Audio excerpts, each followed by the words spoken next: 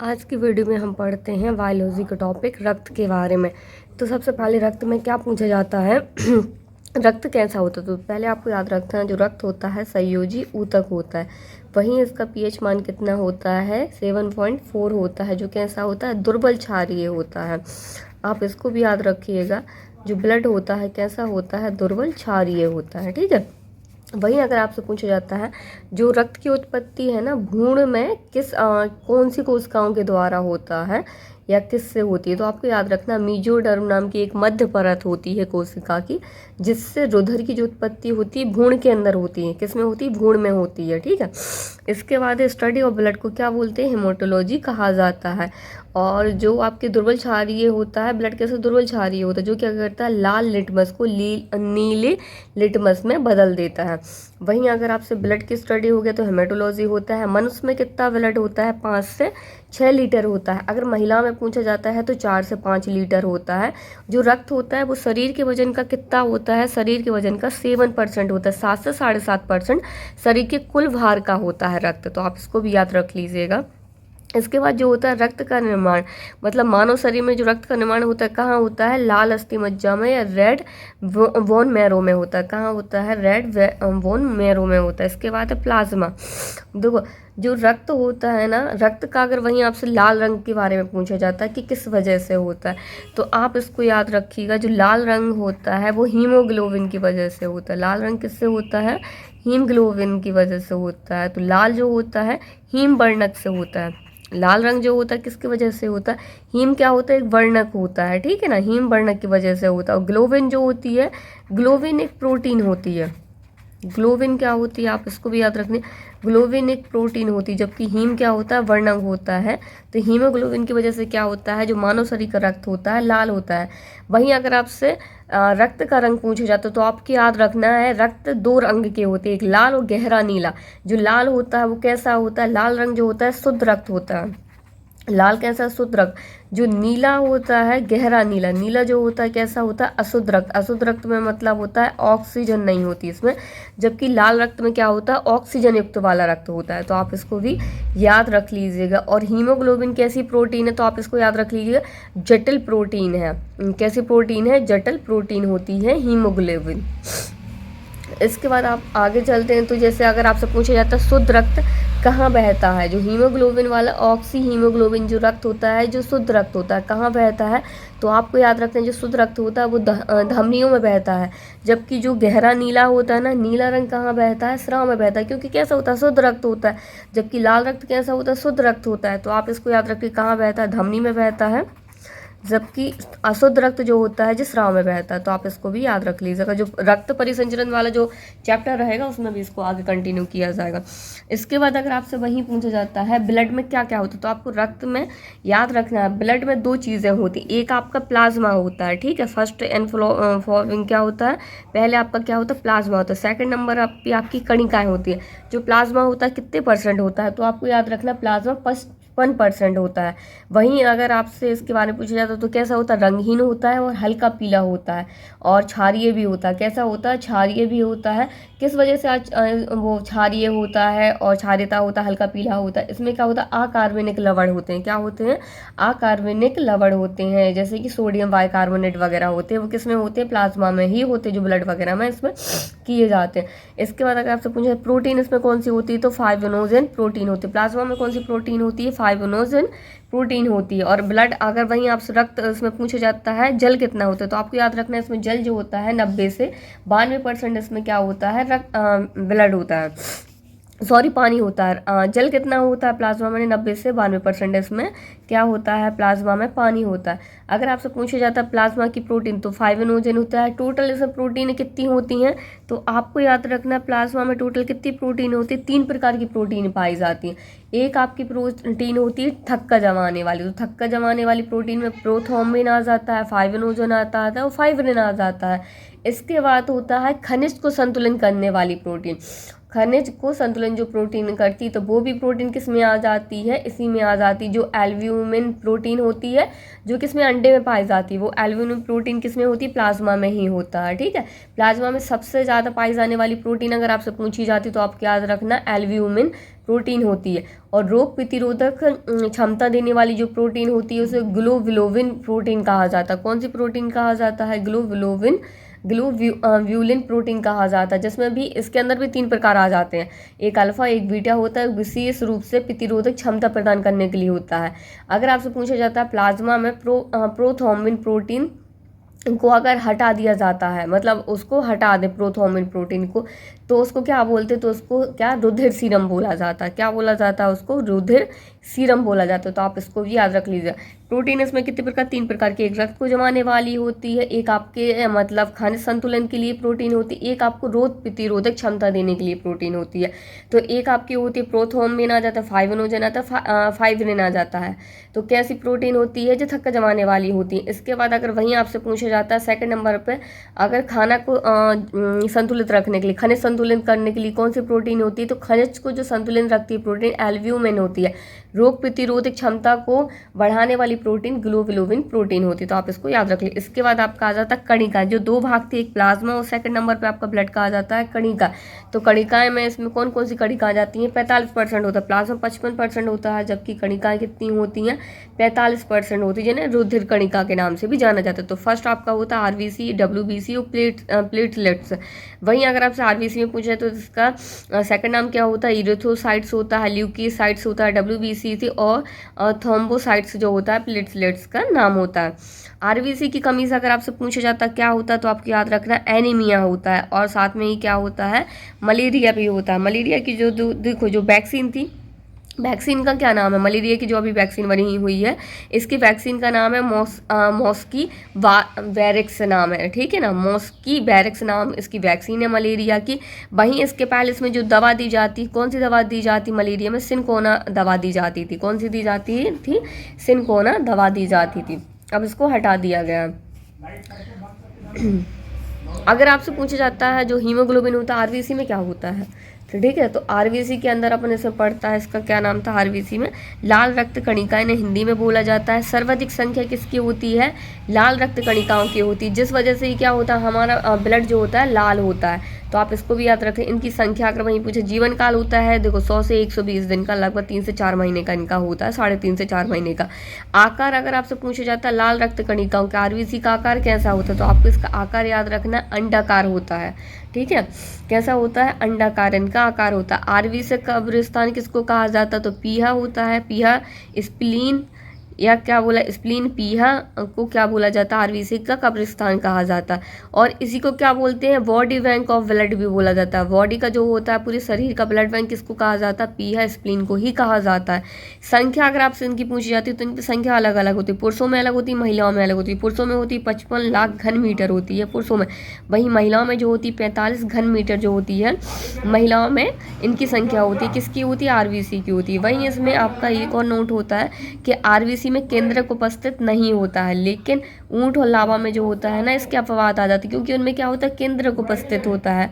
तो आप इसको भी याद रख सकते हैं। वहीं अगर आपसे पूछा जाता है इनका आरबीसी का जो निर्माण होता है, निर्माण की जो क्रिया होती है उसको क्या कहा जाता है? आरबीसी की निर्माण की क्रिया जो होती है हीमोपोइसिन कहा जाता है, या इरोथोपोइसिन कहा जाता है।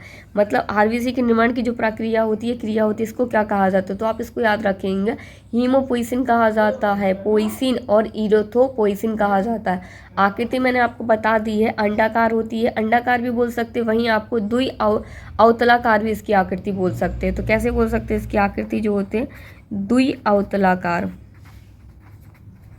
आरबीसी की आकृति जो होती है द्विअवतला। केंद्र किसमें होता नहीं, मैंने आपको पहले ही बताया दिया है। जिराफ में आरबीसी होती है, ठीक है, जिराफ में भी आरबीसी होती है। मेढक जो होती है ना, उसमें क्या होता है? मेढक की आरबीसी में केंद्रक होता है, मेढक की आरबीसी में केंद्रक होता है। और आरबीसी कब्रिस्तान मैंने आपको बता ही दिया। इसकी अगर आरबीसी की आपकी लंबाई पूछी जाती है, आरबीसी की लंबाई, तो आप इसकी लंबाई याद रखेंगे 7 नैनोमीटर होता है, ठीक है, इसकी आकृति होती है। आरबीसी की संख्या मापने वाला जो यंत्र होता है, आरबीसी की संख्या मापने वाले यंत्र को क्या बोलते हैं? हीमोसाइटोमीटर बोलते हैं। इसको क्या बोला जाता है? हीमोसाइटोमीटर कहा जाता है। अगर वहीं मैं आपको कुछ फैक्ट और बता देती हूँ, जैसे कि आपका होता है सबसे बड़ी आरबीसी,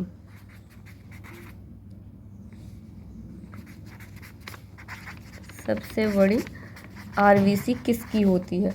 तो आपको याद रखना है जो सबसे बड़ी आरबीसी होती है किसकी, हाथी की होती है स्तनधारी में, ठीक है, हाथी की होती है। और सबसे छोटी अगर आपसे आरबीसी पूछी जाती है तो कस्तूरी मृग की होती है।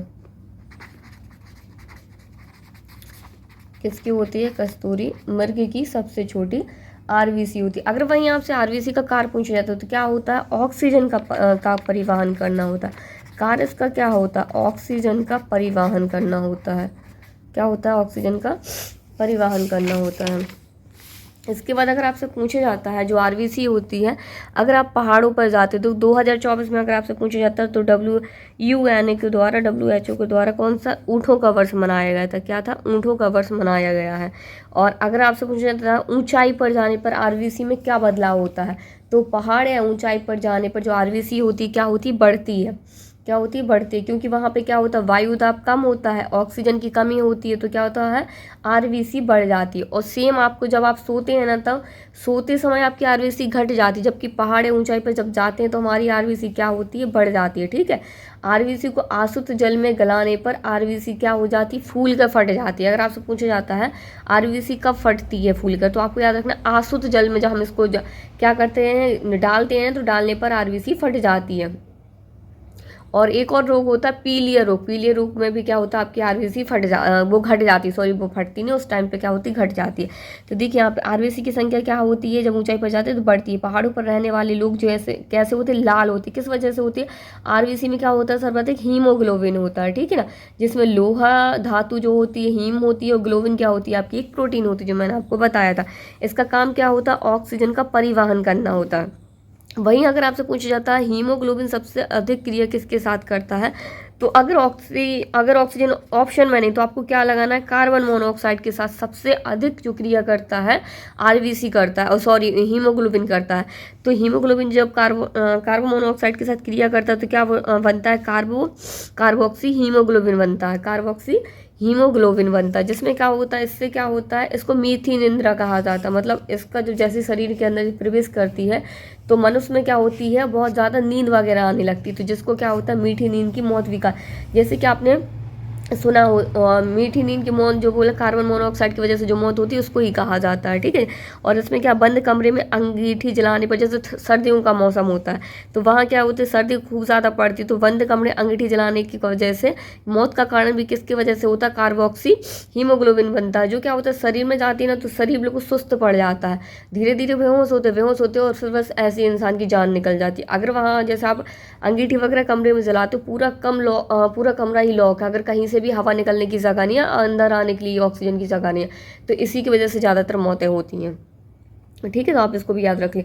हीमोग्लोबिन का अगर आपसे रंग पूछा जाता है तो आपको हीमोग्लोबिन का रंग याद रखना है, बैगनी रंग होता है। और क्या होता है? देखो हीमोग्लोबिन का रंग होता है बैगनी, जबकि वो मानव शरीर को कौन सा रंग प्रदान करते हैं? तो हीमोग्लोबिन का रंग होने की वजह से भी मानव को कौन सा रंग दिया जाता है? लाल रंग दिया जाता है। कौन सा रंग प्रदान करती है? लाल रंग प्रदान करती है। वहीं अगर आपसे पूछा जाता है मानव शरीर में हीमोग्लोबिन का एवरेज या औसत कितना होना चाहिए, तो औसत इसमें 15 ग्राम होना चाहिए। महिला में कितना होना? देखो महिला में हीमोग्लोबिन की संख्या कितनी होनी चाहिए? 12 से 14 ग्राम होनी चाहिए। कितनी होनी चाहिए? 14 ग्राम होनी चाहिए। किसमें होनी चाहिए? महिला में। जबकि पुरुष में कितनी होनी चाहिए हीमोग्लोबिन की संख्या ग्राम में? तो आपको इसको याद रखना है, 14 से 16 ग्राम होनी चाहिए। कितनी होनी चाहिए? 14 से 16 ग्राम हीमोग्लोबिन। हीमोग्लोबिन की जो मात्रा होगी कितने? 100 मिलीलीटर रुधिर में होगी। कितनी होगी? 100 मिलीलीटर रक्त में हीमोग्लोबिन की मात्रा होनी चाहिए। बच्चे में सबसे ज़्यादा होती है, बच्चे में 18 से 20 ग्राम होता है हीमोग्लोबिन की संख्या। आप इसको भी याद, हीमोग्लोबिन कितना होता है? 18 से 20 ग्राम होता है, जबकि महिला में कितना होता है? 12 से 14 होता है। अगर इन सब का एवरेज पूछा जाता है तो एवरेज आपको 15 ग्राम बताना है इन सब के बारे में, ओके, ठीक है। और वहीं अगर आपसे पूछता है पेड़ जैसे रात के समय आप पेड़ के नीचे सोते हैं श्वसन के द्वारा, तो कौन सी गैस छोड़ते हैं? तो कार्बन डाइऑक्साइड छोड़ते हैं। पेड़ कौन सी छोड़ते हैं? रात में कार्बन डाइऑक्साइड छोड़ते हैं। अब इसके बाद आ जाता है आपका देखो दम घोटू गैस किसको कहा जाता है? कार्बन मोनोऑक्साइड को ही दम घोटू गैस कहा जाता है। मनुष्य के रक्त का रंग कैसा होता है? लाल होता है। किसकी वजह से होता है? हीमोग्लोबिन की वजह से होता है। वहीं देखिए अगर आपसे तिल चच्चे में पूछा है, तिल चच्चे में कैसा होता है? तिलचट्टा जो होता है इसमें रंगहीन या सफ़ेद खून होता है, किसकी वजह से होता है? हीमोलिम्फ की वजह से होता है। तो आप इसको भी याद रख लीजिए क्योंकि यहाँ से क्वेश्चन आता है एसएससी वगैरह में, तो हीमोलिम्फ की वजह से। वहीं अगर आपसे पूछा जाता है ऑक्टोपस में कैसा होता है? नीले रंग का खून होता है, किसकी वजह से होता है? हीमोसाइनिन की वजह से होता है। वहीं अगर आपसे पूछा जाता है हीमोसाइनिन में कौन सी धातु पाई जाती है, तो आपको याद रखना है हीमोसाइनिन में जो धातु होती है कॉपर धातु पाई जाती है। कौन सी धातु? कॉपर धातु पाई जाती है। किसने पूछा? एसएससी सीजीएल में क्वेश्चन पूछा गया था आपको, तो आप इसको देख सकते हैं। आरबीसी की खोज किसने की थी? ल्यूवन हॉक ने की थी। संसार की सबसे बड़ी आरबीसी उभयचरी होती है, कौन सी? उभयचर की होती है। सबसे छोटी किसमें होती है? उभयचर में क्या आ जाता है आपका? हाथी आता है, ठीक है। सॉरी, उभयचर में जो आता है आपका एम्फ्यूमा आता है, क्या आता है? आप इसको लिख लीजिएगा, एम्फ्यूमा आता है उभयचर में। और वहीं अगर आपसे स्तनधारी में सबसे बड़ी पूछी जाती है तो आपको फिर हाथी याद रखना है। स्तनधारी में सबसे बड़ी किसमें होती है?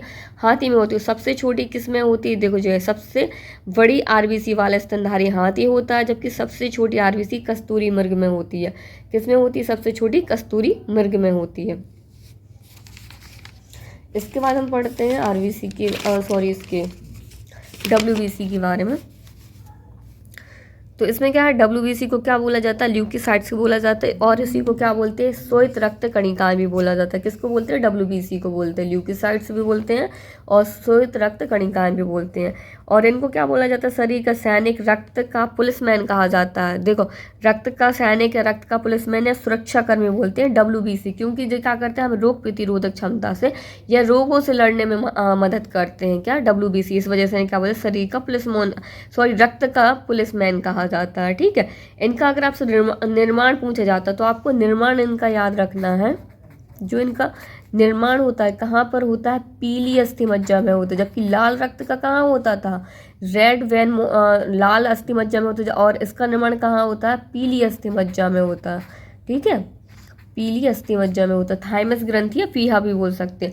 और आरबीसी कैसी हो रही थी? वो उसमें केंद्रक नहीं पाया जाता, जबकि डब्ल्यूबीसी में क्या होता है? केंद्रक पाया जाता है। और वहीं अगर आपसे इसकी आकृति पूछी जाती है तो इसकी आकृति आप याद रखेंगे अनियमित होती है। अनियमित, या आप बोल सकते हैं अमीवाकार होती है। आकृति कैसी होती है इसकी? अमीवाकार होती है, अविमाकार बोल सकते हैं। जैसे कि अविवा का कोई वो साइज फिक्स नहीं होता इस वजह से। और या फिर बोल सकते हैं अनियमित इसका आकार होता है, ठीक है। कार तो अभी इसका आपको जैसे पता चल गया, रोगों से लड़ना इसका मेन कार होता है। पित्ती रक्षक तंत्र का विकास करना भी होता है। आप इसको शरीर का सैनिक, गार्ड, रक्षक कुछ भी बोल सकते हैं। आरबीसी का प्रतिक्षण केंद्र जो होता है, क्या होता है इसका? प्रतिक्षण केंद्र, तो क्या होता है? थाइमस ग्रंथि होती है। आप इसको भी याद रख लीजिएगा। डब्ल्यूबीसी की जो प्रतिक्षण केंद्र होता है किसको बोला जाता है? थाइमस ग्रंथि को बोला जाता है। और इसका निर्माण कहाँ होता है? पीली अस्थि मज्जा में होता है। इसके बाद है डब्ल्यूबीसी में केंद्रक, मैंने बता दी केंद्रक इसमें पाया जाता है। डब्ल्यूबीसी के प्रकार, एक आपकी जो इसमें कणिकाएं होती हैं, एक कणिका रहित होती है, मतलब कणिकाएं होती है, एक होती है कणिकाएं युक्त होती हैं। कणिकाएं युक्त होती है, इसमें दो प्रकार की होती है। एक में क्या होते हैं? कण पाए जाते हैं, कणिकामय होती है। एक में क्या होते हैं? कणिकाएं नहीं पाई जाती, तो कणिकाएं युक्त होती हैं, आकड़ बोला जाता है इनको, ठीक है। तो जो आपकी कणिकाएं होती है जिनमें क्या होता है? कणिकाएं पाई जाती है, वो कितने प्रकार के होते हैं आपके? जो कणिकाएं रहित होती, मतलब कणिकाएं नहीं होती, दो प्रकार की होती है। एक आपकी लिम्फोसाइट होती है और एक आपका मोनोसाइट होता है। इनमें क्या होता है? कणिकाएं नहीं पाई जाती, कण नहीं पाए जाते। इसको याद रख लीजिए, कण नहीं होते हैं कणिकाएं, कणिकाएं होती हैं इनमें, ठीक है। कणिकाएं वाली डब्ल्यूबीसी में क्या होता है? लिम्फोसाइट्स होता है, एक मोनोसाइट्स होता है। लिम्फोसाइट जो होती है साइज में सबसे बड़ी होती है। कैसी होती है? साइज में सबसे बड़ी। और सबसे छोटी अगर साइज में पूछा जाता है तो लिम्फोसाइट, देखो लिम्फोसाइट्स कैसी होती है? सबसे छोटी, और सबसे बड़ी मोनोसाइट्स होती है, ठीक है। और वहीं अगर आपसे पूछे सबसे ताकतवर डब्ल्यूबीसी, तो टी लिम्फोसाइट्स की जो होती है ना, वो सबसे ताकतवर होती है लिम्फोसाइट। और सबसे पहले जो एचआईवी होता है वो सबसे पहले किसको होता है? एचआईवी वायरस जो होता है सबसे पहले टी लिम्फोसाइट्स को ही खत्म करता है, इसको ही अटैक करता है, ठीक है। इसके बाद आपकी कणिकाएं युक्त, मतलब जिनमें क्या होता है? कणिकाएं पाई जाती हैं। वो कितने प्रकार की होती है? 3 प्रकार। जिनमें कणिकाएं कण नहीं पाए जाते हैं 2 प्रकार की होती है, जबकि जिनमें कणिकाएं पाई जाती हैं कितने प्रकार? 3 प्रकार की होती हैं। कौन कौन से प्रकार आ जाएंगे? न्यूट्रोफिल आ जाता है, बेसोफिल आ जाता है, एक होता है इनोसिन इनोसोफिल होता है, ठीक है, इनोसोफिल होता है। सर्वाधिक किस में होती है संख्या? सर्वाधिक न्यूट्रोफिल में होती है। जबकि आकार में सबसे बड़ी किस में आना था? मोनोसाइट्स में आ जाती है। और सबसे न्यूनतम जो संख्या होती है किस में होता है? वीसोफिल होता है। और जो एलर्जी वगैरह को कंट्रोल करती है वो किसको बोला जाता है? इनोसोफिन को बोला जाता है, जो आपकी एलर्जी वगैरह को कंट्रोल करती है, ठीक है। इसके बाद आपके आ जाते हैं प्लेटलेट्स।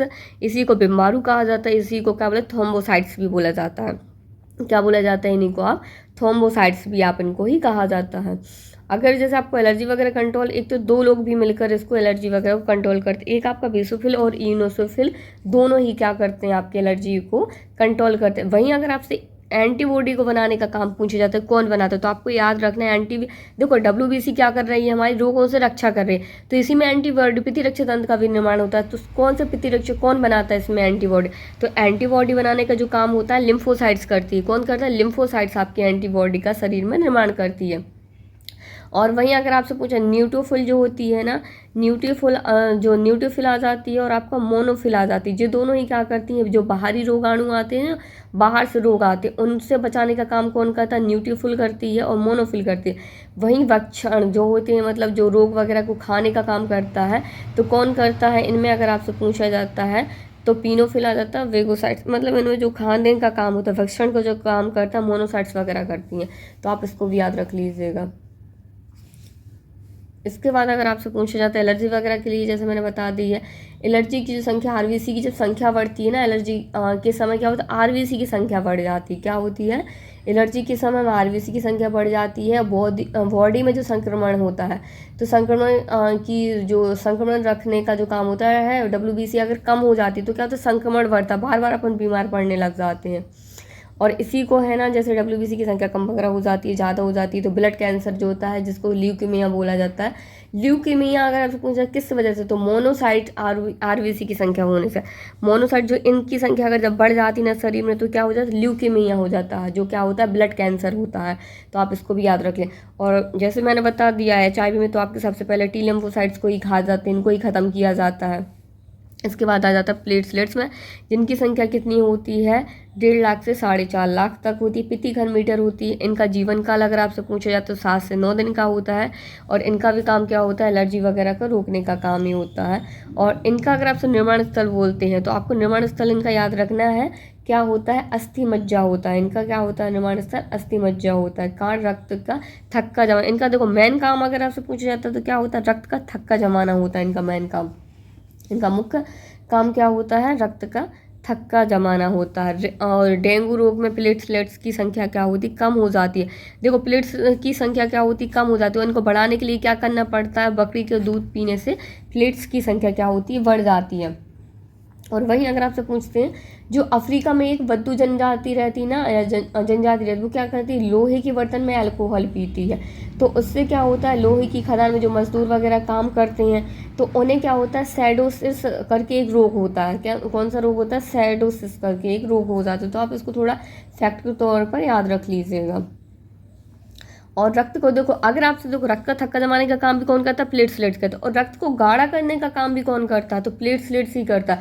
देखो अगर रक्त ज़्यादा गाढ़ा हो जाएगा तो उससे क्या हो जाता है? अगर रक्त ज़्यादा गाढ़ा होगा तो हार्ट अटैक आने की ज़्यादा संभावना रहती है। तो आप इसको याद रख लिए। अटैक जो बढ़ते हैं किसकी वजह से? अगर रक्त मोटा हो गया, गाढ़ा हो गया, तो उसकी वजह से ही आते हैं।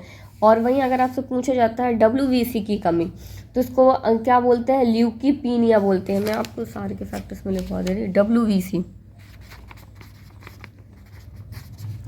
कमी को जो बोलते हैं, इसको क्या बोलते हैं? ल्यूकोपीनिया बोलते हैं। किसको बोलते हैं? कमी को बोला जाता है। वहीं अगर आपसे अधिकता को बोला जाता है, WBC की अधिकता, तो अधिकता को इसमें बोलते हैं ल्यूकोसाइटोसिस बोलते हैं। ल्यूकोसाइटोसिस अधिकता को कहा जाता है। वहीं अगर आपसे बोलते हैं प्लेटलेट्स की संख्या अगर अधिक हो जाती है, प्लेटलेट्स की अधिकता या अधिक संख्या को, इसको थ्रोम्बोसाइटोसिस बोलते हैं। थ्रोम्बोसाइटोसिस, ठीक है। क्या बोला जाता है? प्लेटलेट्स की अधिक संख्या को थ्रोम्बोसाइटोसिस बोला जाता है। जबकि कमी को क्या बोलता है? तो इसकी कमी को, ठीक है, प्लेटलेट्स की कमी की। थ्रोम्बोसाइटोपिनिया बोलते हैं, क्या बोलते हैं, थ्रोम्बोसाइटोपिनिया कहा जाता है, तो आप इसको भी याद रख लीजिएगा। तो क्या WBC की कमी को ल्यूकोपिनिया बोला जाता है, अधिकता को क्या ल्यूकोसाइटोसिस बोला जाता है, प्लेटलेट्स की अधिकता को थ्रोम्बोसाइटोसिस बोला जाता है, जबकि कमी को थ्रोम्बोसाइटोपिनिया बोला जाता है, ठीक है। तो आप इन सब चारों फैक्टों को आप अच्छे से याद रख लीजिएगा। इसके बाद आ जाते हैं अपन ब्लड ग्रुप में, और तो कुछ रह नहीं गया, और तो यहाँ तक तो सब कुछ हो गया था। इसके बाद है ब्लड में आ जाता है रक्त समूह में। तो सबसे पहले क्या है, इसकी खोज किसने की थी, रक्त समूह की, तो आप इसको याद, कॉल लैंड स्टीनर ने की थी। कौन कौन से ब्लड ग्रुप की थी, A, B और O ब्लड ग्रुप की खोज किसने की थी, कॉल लैंड स्टीनर ने की थी। वहीं अगर आपसे पूछा जाता है AB ब्लड ग्रुप की खोज किसने की थी, तो D कैस्टिलो व स्टूवर्ड ने की थी। किसने की थी, AB का जो अगर आपसे पूछा जाता है AB ब्लड ग्रुप, तो स्टूवर्ड आप इसको याद रख सकते हैं, कैस्टिलो, दो लोगों ने करी थी इसमें, कैस्टिलो एंड स्टूली ने AB ग्रुप की खोज की थी। अगर आपसे पूछा जाता विश्व रक्तदाता दिवस कब मनाते हैं, तो 14 जून को मनाया जाता है। कब मनाया जाता है, 14 जून को मनाया जाता है। अब इसमें क्या होता है, एंटीजन कितने प्रकार के होते हैं आपके, सिर्फ और सिर्फ 2 एंटीजन होते हैं, इन्हीं को आप पितिजन भी बोला जाता है। मतलब एंटीजन का जो काम होता है ना, जो बाहरी रोग या घटक होते हैं ना, वो हानि पहुंचाने का काम करते हैं, उनसे बचाने का जो काम करता है कौन करता है, एंटीजन करता है। तो RBC की जो सतह पर जो एंटीजन पाया जाता है, ब्लड ग्रुप किससे, देखो अगर आपसे पूछा जाता है ब्लड ग्रुप किससे डिसाइड करते हैं, तो ब्लड ग्रुप को जो हम डिसाइड करते हैं वो RBC में कौन सा, RBC की सतह पर कौन सा एंटीजन उपस्थित है, उससे ही हमारा ब्लड ग्रुप क्या होता है, डिसाइड होता है। तो रक्त समूह का नाम अगर आपसे पूछा जाता है, तो देखिए एंटीजन कौन कौन से होते हैं, A होता है, B होता है, AB होता है, O करके कोई एंटीजन नहीं होता। वहीं एंटीबॉडी, देखो एंटीजन को आप कैपिटल में लिखेंगे, जबकि आपकी जो एंटीबॉडी होती है ना, आप इसको क्या स्मॉल में लिखते हैं, ठीक है, कैसे लिखते हैं, स्मॉल में लिखते हैं। तो आपके यहाँ पे कोई नहीं होते एंटीबॉडी। रक्त समूह आपके AB, AB और O होता है। देखो अगर आपका रक्त समूह A है, तो आपका क्या एंटीबॉडी B रहेगी, जबकि एंटीजन आपका A रहेगा। एंटीजन देखो रक्त समूह A किस वजह से है, क्योंकि लाल RBC की सतह पर कौन सा एंटीजन पाया जा रहा है, A एंटीजन पाया जा रहा है, ठीक है। वहीं अगर आपसे पूछा जाता है कौन सा ब्लड ग्रुप किसको रक्तदान कर सकता है, तो मैं अभी इसको और अच्छे से समझाऊंगी, लेकिन आप इसको समझ लीजिए। जैसे रक्त समूह कौन सा आ रहा है, A आ रहा है, तो रक्त समूह A को और O को ही कर सकता है, B वाला B और O को कर सकता है, जबकि आपका AB जो रहेगा ना, तो AB भी कर सकता है रक्तदान, ठीक है, A को भी कर सकता है, B को भी कर सकता है और O भी कर सकता है, ठीक है, वो किसी से भी ले सकता है। AB वाला जो आपका ब्लड ग्रुप का इंसान रहे, वो किसी से भी ले सकता है, जबकि O नेगेटिव जो रहता है, मतलब O वाला, वो किसी को भी दे सकता है, ठीक है। तो आप इसको भी याद रखिए। इसी की वजह से आपसे क्वेश्चन आते हैं कि बच्चे का ब्लड ग्रुप निकालो, माँ का ऐसा ब्लड ग्रुप है। जैसे यहाँ पे पिता का ब्लड ग्रुप कौन सा बताएगा, A बताएगा, जब माता का ब्लड ग्रुप कौन सा, B, तो बच्चे में कौन सा ब्लड ग्रुप होने की संभावना है। तो मैं इसको आगे समझाती हूँ। मान लीजिए पिता का A है, जबकि माता का कौन सा आ जाता है, B ब्लड ग्रुप आ जाता है। तो आपको सबसे पहले इसको क्या करना है, ऐसे 2 भाग में बांटना है। तो AO आ जाता है, BO आ जाएगा, क्योंकि O का तो आपको पता ही कि वो सबको दे सकता है। तो अब हम यहाँ पे क्या कर रहे हैं, A को पहले हम किसके साथ मिला रहे हैं, B के साथ। तो सबसे पहले क्या हो जाएगा, AB, फिर A को हम O के साथ मिला रहे हैं, तो क्या आ जाएगा, AO आ जाएगा। और फिर ऐसे सेम हम इसका भी करते हैं, तो O को जब हम B के साथ, तो O भी हो गया। तो मतलब जो आपका ब्लड ग्रुप है, यहाँ पे B वाला ब्लड ग्रुप है, OA के साथ जो आपका ब्लड ग्रुप है, A ब्लड ग्रुप है। और वहीं अगर आप दोबारा से जब मिलाते O को मिलाएंगे, तो हमारा कौन सा ब्लड ग्रुप आ जाएगा, O वाला, तो O आ जाएगा, ठीक है, ब्लड ग्रुप। तो मतलब अगर आपसे पूछा जाता है पिता का ब्लड ग्रुप A है, माता का ब्लड ग्रुप B है, तो बच्चे में कितने % संभावना कौन से ब्लड ग्रुप आने की। तो आप देखिए यहाँ पे ब्लड ग्रुप बच्चे में जो रहेगा ना, A, B और O सारे के सारे ब्लड ग्रुप आ जाएंगे, उनकी संभावना कितने % रहेगी, तो 25% इनकी संभावना रहेगी। तो आपको अगर जब भी क्वेश्चन आता है कि माता का ऐसा ब्लड दिया, पिता का ऐसा, इसको कैसे निकाल, तो मैं आपको मेथड बता दी, आप इसके थ्रू ही निकाल सकते हैं। अगर वहीं आपको मान लीजिए 2 बार आपका B आ जाता है, तो आपके पास 50% जो संभावना रहती है वो B ब्लड ग्रुप की रहती है। 25% संभावना ईवी की रहती है, 25% संभावना आपकी ओ वाले ब्लड ग्रुप की रहती है। तो आप ऐसे भी इसकी संभावना वगैरह निकाल सकते परसेंटेज में। इसके बाद है आपका RH फैक्टर। तो RH फैक्टर जो है ना रीसस वंदर में पाया गया था, आप इसको नाम सुना ही है। इसमें क्या लैंड स्टीनर, और इसकी खोज किसने की थी? लैंड स्टीनर और बीनर ने की थी। किसने की थी? लैंड स्टीनर और बीनर ने की थी। और कौन से वंदर में की थी? तो रीसस वंदर में मिला था। और वहीं अगर आपसे पूछा इसमें एंटीजन कौन सा होता है, तो आपको याद रखना है इसमें एंटीजन जो होता है डी एंटीजन होता है। कौन सा एंटीजन होता है इसमें? डी एंटीजन होता है। और वहीं अगर आपसे पूछता है भारत में जो है ना RH फैक्टर कितने % लोगों में, तो 93% लोगों में है, जबकि 7% ऐसे लोग हैं जिनमें क्या है RH निगेटिव है, मतलब RH फैक्टर नहीं पाया जाता है। तो वहीं अगर देखिए अगर RH की आपको उपस्थिति दर्शानी, तो कैसे दर्शाएंगे? प्लस में रहेगा ना, सबके ऊपर प्लस लगा हुआ है, तो इसमें क्या RH फैक्टर उपस्थित है। वहीं अगर आपके RH अनुपस्थित है, तो इसमें क्या सब में नेगेटिव का साइन लगा दीजिए, तो आपका RH नेगेटिव आ जाएगा। देखो अगर आपसे सार्वभौमिक दाता पूछा जाता है तो O नेगेटिव, मतलब नेगेटिव का मतलब माइनस है, तो अपन क्या कर सबको दे सकता है, जबकि सार्वभौमिक ग्राही में तो सबसे ले सकता है, तो इसमें क्या कर दिया? प्लस का साइन लगा दिया। तो AB जो आपका सार्वभौमिक ग्राही होता है, जबकि दाता कौन सा जाता है? ओ आ जाता है। अगर वहीं आपसे पूछा जाता है आपातकाल के समय में जब रक्तदान करना पड़ता है तो कौन सा ब्लड ग्रुप कर सकता है, तो आप इसको याद रखिए ओ ब्लड ग्रुप कर सकता है। ओ नेगेटिव क्या है? तो आपातकाल के समय में किसी को भी ब्लड दे सकता है, तो आप इसको भी याद कर सकते हैं। और इसी के बारे में थोड़े और आपके फैक्टर रहेंगे, जैसे कि RH। अगर आपसे बोला जाता है RH फैक्टर किस में है किस में नहीं, तो पहले हम देखते हैं जैसे वर और वधू के बारे में। तो लड़के और लड़की मतलब कुछ भी आप समझ सकते हैं कि क्या प्रॉब्लम कैसा रहेगा, तो हम उसको बस समझना है। अगर दोनों में ही नेगेटिव है, ठीक, सॉरी दोनों में अगर पॉजिटिव है तो कोई प्रॉब्लम नहीं होगी। एक में दोनों में नेगेटिव है तो भी कोई प्रॉब्लम नहीं जाने वाली इनके बेबी में, बच्चे होने टाइम पे।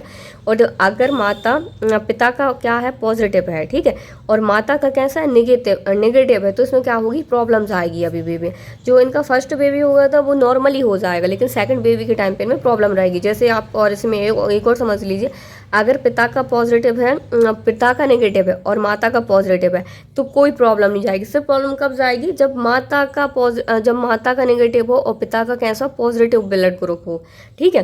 तो अगर आपसे इसमें पूछे, जैसे ऐसा पूछा जाता है, तो पहले बच्चे के समय इसमें क्या रहेगा? जो रक्त रहेगा ना सर्वप्रथम क्या होगा बच्चे में? देखो अगर जो पहला बच्चा होगा ना उसमें सर्वप्रथम किसका जो ब्लड रहेगा वो मतलब उसमें क्या रहेगा?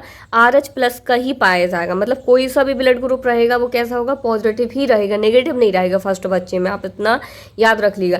तो इसमें क्या सर्वप्रथम जो बच्चा रहेगा ना बच्चे से माँ की ओर ब्लड जो होगा ना रक्त प्रभावित होगा, जिससे क्या होगा? जो बच्चे का ब्लड ग्रुप होगा कैसा होगा? पॉजिटिव रहेगा, ठीक है, जो माँ से पहुँचाया जाता है, जिससे माँ के शरीर में इस एंटीजन के खिलाफ जो एंटीजन जा रहा है ना इस एंटीजन के खिलाफ RH एंटीबॉडी तैयार होगी और पहला बच्चा कैसे हो जाएगा? इसमें समान हो जाएगा। तो आप इसमें याद रखिए जो फर्स्ट बेबी होगा वो तो हो जाएगा, सेकंड बेबी के टाइम पे इसमें प्रॉब्लम्स आती है। जैसे कि सेकंड जो बच्चा होगा ना किस समय पे बच्चे में RH एंटीजन होगा। कौन सा होगा? बच्चे में RH एंटीजन होगा, जबकि अभी एंटीबॉडी किसमें? माता में यहाँ पे हो रही थी, RH एंटीजन होगा और माता में RH एंटीबॉडी होगी। देखो दोनों में सेम एंटीजन एंटीबॉडी आ रही है अब इसमें, ठीक है। और सामान एंटीबॉडी होने से बच्चे की मृत्यु हो जाएगी, क्योंकि दोनों में ही सामान एंटीजन है, सामान एंटीजन और सामान ही एंटीबॉडी है, जिससे क्या हो? बच्चे की मृत्यु हो जाएगी। इस रोग को क्या बोलते हैं? एरिथ्रोब्लास्टोसिस फीटस कहा जाता है। साथ में इसमें फीटस भी लिख लेना, एरिथ्रोब्लास्टोसिस फीटस इस बीमारी को कहा जाता है। सेकंड बच्चे को बचाने के लिए इसमें क्या होता है कि इंजेक्शन लगता है। बचाने के लिए माँ के शरीर में RH की जो इसमें क्या होती है? RH जो एंटीबॉडी बनी होती है ना उस एंटीबॉडी को नष्ट करने के लिए एक इंजेक्शन लगाया जाता है। तो आप इसको भी याद रख सकते हैं कि इसमें क्या होता है? वो भी क्या होता है? आपको जो फर्स्ट बेबी होता है ना फर्स्ट बेबी के होने के 24 घंटे के अंदर आपको वो इंजेक्शन लगवा लेना चाहिए, जिससे आप सेकंड बेबी को कर सकते हैं, वरना फिर आपको देख लिया है कि सेकंड बेबी हो ही नहीं पाएगा, उसकी मृत्यु हो जाएगी, ठीक है। अगर आपसे पूछा जाता है एंटीजन RBC की सतह पर होता है, एंटीबॉडी जो होती है कहाँ होती है? एंटीबॉडी एक प्रोटीन, दोनों ही प्रोटीन होती, कहाँ होती? प्लाज्मा पे होती। एंटीबॉडी आपकी प्लाज्मा पे होती, जबकि एंटीजन कहाँ होता है? RBC की सतह पर होता है। Okay, thank you. मतलब मेरे ख्याल से तो जितना भी ब्लड में था मैंने पूरा कंप्लीट करवा दिया है। Thank you so much. अगर आपको पसंद आती है वीडियो तो प्लीज़ आप अपने दोस्तों को भी शेयर किया कीजिए एंड मेरे चैनल को सब्सक्राइब कीजिए। Thank you.